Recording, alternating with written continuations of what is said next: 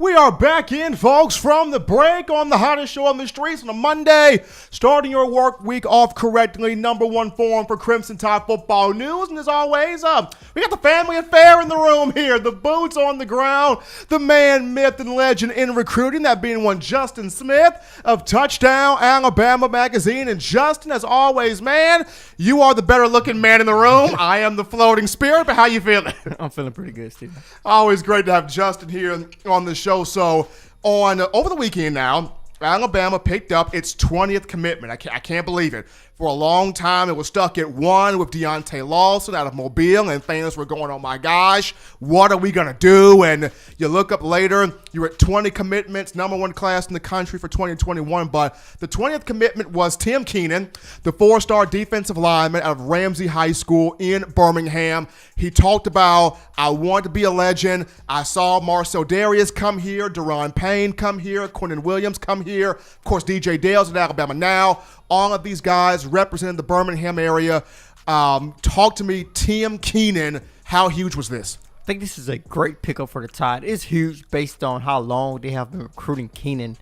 It is not too many players in this 2021 recruiting class who have been getting recruited as long as Tim Keenan from the University of Alabama. Of course, they put an offer on the table for the Birmingham product heading into his sophomore season. They had seen him play and participate in multiple Nick Saban football accounts before they put that offer on the table. His dad actually shared a story with me when Tim Keenan was actually a sixth grader at a Nick Saban football camp. You're freaking kidding me? Yeah, the Alabama coaching staff actually moved him up to the high school competition at that particular camp, and ever since then, every time he came to a Nick Saban football camp, the coaching staff will always pay attention to him very closely, and that is one of the reasons why they put an offer on the table for him heading into his sophomore season. So this is a great pickup for the Tide here in terms of how long they have been recruiting and trying to get Keenan to buy in to their program, but it is also a great pickup based off what Tim Keenan can do on the football field. He can do a lot of great things. Of course, he's a bit oversized at the moment. He could stand to lose a couple of pounds to participate and compete at the next level efficiently, but I definitely think he brings a lot to the table. You're looking at a guy who stands at 6'2", weighs approximately 330 pounds at the moment. He is not the fastest guy. Of course, he is not going to play sideline to sideline. He does not fit that mold, but he brings a lot to the table. A guy who can be very strong as an inside defensive tackle. A guy who can lower the boom when he gets when he gets his hands on you, you are not going anywhere because of how strong he is. So I definitely think it is a great pickup for the Tide here. Tim Keenan III, the four-star defensive tackle out of Birmingham.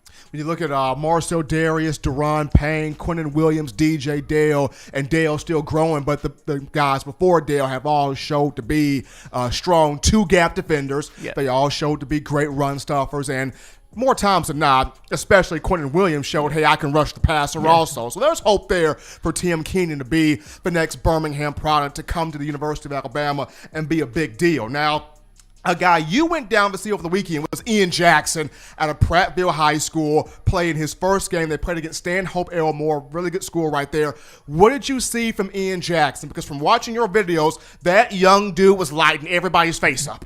Yeah, he does a lot of great things. I knew from watching his film previously that he was a great prospect. I was very impressed seeing him in person. You're looking at a kid who has added on some weight. He has a much thicker frame during his senior season for Prattville High School. So it was a lot of different impressive things about his game on last Friday. He really anchored the Prattville Lions defense in my mind. A lot of things were impressive about his game. Of course, he was able to play sideline to sideline, make a lot of great plays, play inside linebacker, rush off the edge, showing off his explosiveness off the edge, showing that he can be a really, really great disruptor of the offense off the edge. But I was also impressed with what he did on the sideline, as I got a chance to spend all day with Ian Jackson on Friday. But I was really impressed with what he did on the sideline. When the defense was off the field, how he commanded guys. When the defense coordinator was talking about the last series, they were watching film of the last series. You could see him talking to younger guys, saying, yo, you got to do this on here. Yo, you got to help me out over here. Yo, that was a good play. Yo, that was a nice play. After every play, you see him shaking his teammates' hands, showing, hey, that was a good play. That was a nice play. I really like that about Ian Jackson. Probably was more impressive than the game he played. Coach on the field is one Ian Jackson for Prattville High School. Now, of course, you had him as a 4-star, but upon talking to you recently, you said might move him up now. I think he has earned that bump up to that 5th star. Was it because of him putting on that weight that you feel that way, or just his overall game that you saw on the field, his leadership on the sideline? What is having you with these thoughts of he's earned that right to now move up to that 5-star, that 5th star? Yeah. I moved Jeremiah Alexander up to the 5th star, the 5-star linebacker out of Thompson High School, the 2022 linebacker who is actually verbally committed to the Tide at the moment. I moved him up, as you just said it, as you kind of hinted to it at that. I moved him up because of what he did on the football field for Thompson in between the whistles before the whistle was blown. You can see that Thompson's defense, it really strives off making adjustments. They make adjustments after every play, it seems. And you could tell that Jeremiah Alexander, when I got a chance to see him line up for Thompson when they played Oxford on last week in the first game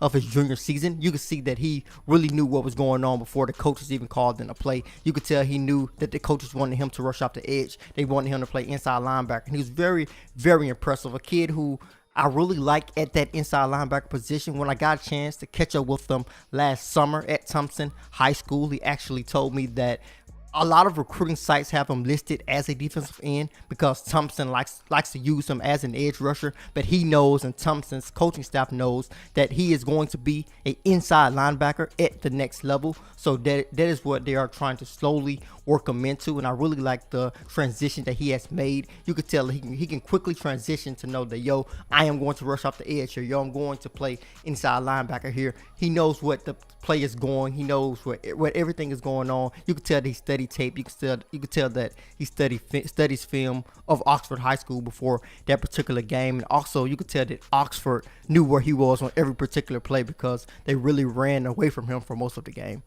Folks, if you're just tuning in to the show here on a Monday on In My Own Words, live in studio, we got the man, the myth, the legend in recruiting, Justin Smith of Touchdown Alabama Magazine, talking Crimson Tide recruiting for 2021. And Justin, another guy that played his butt off was Deontay Lawson over the weekend out of a Mobile Christian High School, in Mobile, in that area right there. And I was seeing how he had like 24 tackles, 25 tackles, something like that.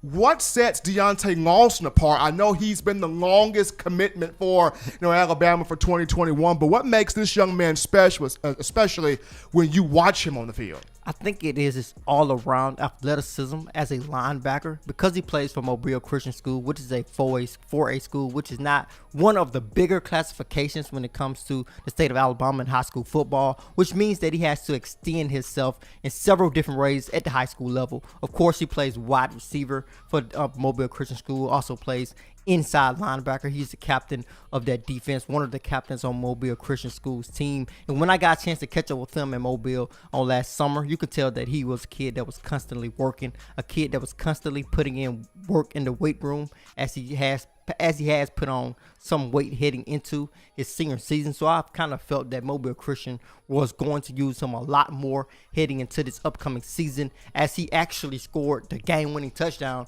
on Friday on the offensive side of the football, showing off that all-around athleticism and also picking up those 20-plus tackles, showing that, yo, this is my defense. I am going to command this defense. I am going to lead by example, and that is how you lead by example, going out there and getting 20 tackles on the defensive side of the football, and also being a weapon on the offensive side of football, as he was able to make a couple of big runs, and which ultimately led to him scoring the game-winning touchdown and also scoring the game-winning two-point conversion to seal the win. Absolutely. Now, when you look at just this 2020 class, there's a lot of those guys participated in Alabama's first scrimmage over the weekend. The two guys that Nick Saban highlighted, well, he highlighted multiple guys, but among the guys he highlighted, you look in the secondary, Brian Branch and Malachi Moore. You spent a great deal of time with Malachi Moore. You got a chance to cover Brian Branch, the young man out of Sandy Creek High School in Tyrone, Georgia, but both guys played at the star position during the scrimmage. Brian Branch was first-team star, Malachi Moore second team, and Coach Saban very impressed with both guys. Now, they have different strengths. They bring different things to the table. If you could just kind of speak to what makes Malachi Moore different than Brian Branch, but how do both guys sort of work together in that sense? I think they are both great players. I think Brian Branch has a natural playmaking ability tied to his game. That is something I really like about him. I think he's a bit more athletic than Malachi Moore in terms of being an all-around athlete. Both of these guys played basketball in the past. Of course, Brian Branch played basketball throughout his high school career. Malachi Moore did not play during his junior and senior season, but he does have a basketball background. He did play some AAU basketball in the past. So both are great athletes. I do think Brian Branch is a bit more athletic than Malachi Moore, and I also think Brian Branch is just a natural playmaker, but Malachi Moore is just a tough kid, a kid with a lot of toughness. If I had to describe him in one word, it would be battle tested. This is a kid who has been tested a lot of times during his career here at Trussville High School, and when I say battle tested, he has gone up against some great wide receivers. Even at here at Trussville High School, the Zaylen Worsham, who was committed to Alabama at one point, that guy was good. He was pretty good at here at Trussville. He went on to sign with the University of Miami, of course, but he had to go up against the Zaylen Worsham a lot during his high school career. Not only Worsham, George Pickens. When George Pickens was at Hoover High School, he had to go up against George Pickens. But not only George Pickens, we're talking about Jaden Hazelwood, who's one of the wide receivers at Oklahoma who could really explode this upcoming season. I saw Malachi Moore go head-to-head with that guy. Of course, Jaden Hazelwood won a couple of battles, but you could tell in that game that Malachi Moore was really knowledgeable. You could tell that he used the sideline as a second defender, did the little things because Jaden Hazelwood was quite possibly one of the fastest guys I've seen play football. So when you're dealing with one of those guys, you know if he get a step on you, he might be gone. So you have to do the little things. You have to make sure you're doing all of the little things right. Make sure you're playing them inside out when you need to. Make sure you know where your help is, and also make sure you know that the sideline is a second defender. And also, along with those guys, he had to compete against Paul Tyson in practice every day also, as Paul Tyson was the quarterback of those Hewitt-Trussville teams. But Justin, even when you look at just the linebackers, the young linebackers for 2020, Coach Saban looks at all four guys. He looks at Quandarius Robinson. He looks at Chris Braswell. Of course, Will Anderson and Drew Sanders, but he pulled out Anderson and Sanders just due to, those guys were flying everywhere in that first scrimmage. Will Anderson between 3 and 5 sacks. Now, I didn't get any numerical data on Drew Sanders, but I was told, hey, this dude, versatile. This dude plays with his hair on fire. He's running around everywhere, knocking guys' blocks off. So you got a chance to look at both of those two guys, Anderson and Sanders. Which one to you gives more of a thump? But which one to you is the more all-around outside linebacker? Well, I think Anderson brings a lot of the thump. I think he's very versatile. You're looking at a defensive player who could rush from the inside and also rush from the edge. And when he comes to make a hit, he's coming to make a hit. He's coming to make sure that you feel him. So I really like that about Will Anderson. But also Drew Sanders, you're looking at a very versatile kid. I think he's a kid that is going to get it done no matter where you put him at. And I think that is something that speaks to him. You could tell that he did a lot during his time in high school in Texas at Ryan High School. You can really tell that in his mind, it is wherever you put me at, I am going to produce. Whatever you need me to do, I am going to do it. Sometimes you get those type of players who say, yo, coach, where do you need me? Okay, I'm going to do whatever I need to do to help the team. And I think Drew Sanders does that. He does it very well. And when you look at his high school tape, you could tell when he played Wildcat quarterback, he was able to make plays. You lined him up at wide receiver, he was able to make plays. You lined him up at inside linebacker, he was able to show off his comfortableness as a linebacker against the pass, which is something I really like about young linebackers. I talk about that a lot. I really like to see a young linebacker show a lot of comfortableness in pass coverage. He was able to rush from the edge, which is what Alabama's coaching staff wants him to do, and he really fits that mold as an outside linebacker in terms of the ties defense, a long, lengthy guy who can really get after the quarterback. Folks, if you're just tuning in to the show, we got the man, the myth, the legend, the boots on the ground in recruiting one, Justin Smith, live in studios, the lead scouting and recruiting analyst for Touchdown Alabama Magazine, talking 2021 Crimson Tide recruiting and other things along with that. But Justin, so you got about 7 spots left here. You got 20 commitments in now, with Tim Keenan being the latest one. You got about 6 to 7 spots left. And what all Alabama fans want to know right now, who fills those last 6 to 7 spots? The last time I spoke with you, you told me it could be confusing. It could be crazy. We don't know. There could be a couple of guys that may come back around on Alabama. At first, did not want to look at Alabama. So when you discuss these last 6 to 7 spots here, what are you seeing? I think it is pretty interesting at this point. a lot of different things are still in the air. There are some whispers that visits may open back up, and that opens a huge load of different storylines. I mean, just hearing you go through it sounds painful. That opens up a lot of different storylines if visits are allowed again before National Signing Day, even before the early signing day. So I think that opens a lot of different questions. But there are a couple of guys to pay attention to, a long list of guys. Really, you have Terrion Arnold. I'm just going to rattle off some names. The defensive backs first. You have Terrion Arnold. You have Jordan Gilbert, another guy to pay attention to. You're looking at also a linebacker and Xavier Sorey. You can look at other guys when you look at all of these other positions, especially the offensive line. Alabama has 4 offensive linemen verbally committed at the moment. They are still recruiting a lot of other guys. Looking at Eric Cage, William Griffin Parker, and also Amarius Mims. William Griffin Parker has a commitment date set for September 4th, and Amarius Mims has a commitment date set for October. Looking at the defensive end position, there are so many names there. You're looking at Shamrick Jackson, Tomache Adilier, Shemar Turner. You also look at Christian Zachary, a 3-star defensive end out of Georgia. There are so many different possibilities. I think it is a great problem for the Tide to have. I think they have a lot of different options still on the board. I'm pretty sure I have left out some names. Robbie Oops is another name I'll pay attention to coming up here with the Tide. Missing out on Jalen Sheed recently, with Jalen Sheed verbally committing to the LSU Tigers. So there are a couple of other names to pay attention to coming up, but there's a long list of other guys just to rattle off basically who could possibly commit to the Tide in the future.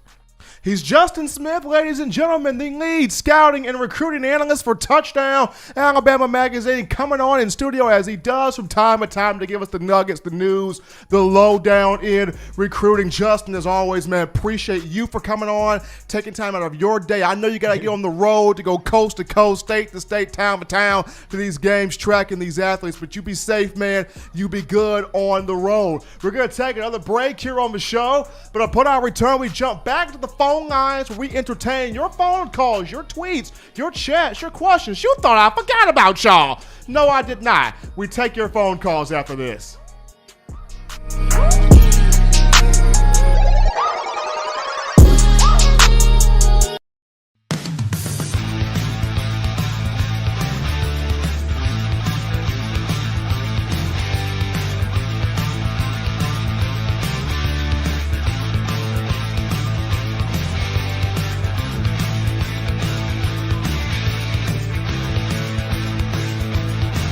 T-Town Menswear in the University Mall in Tuscaloosa.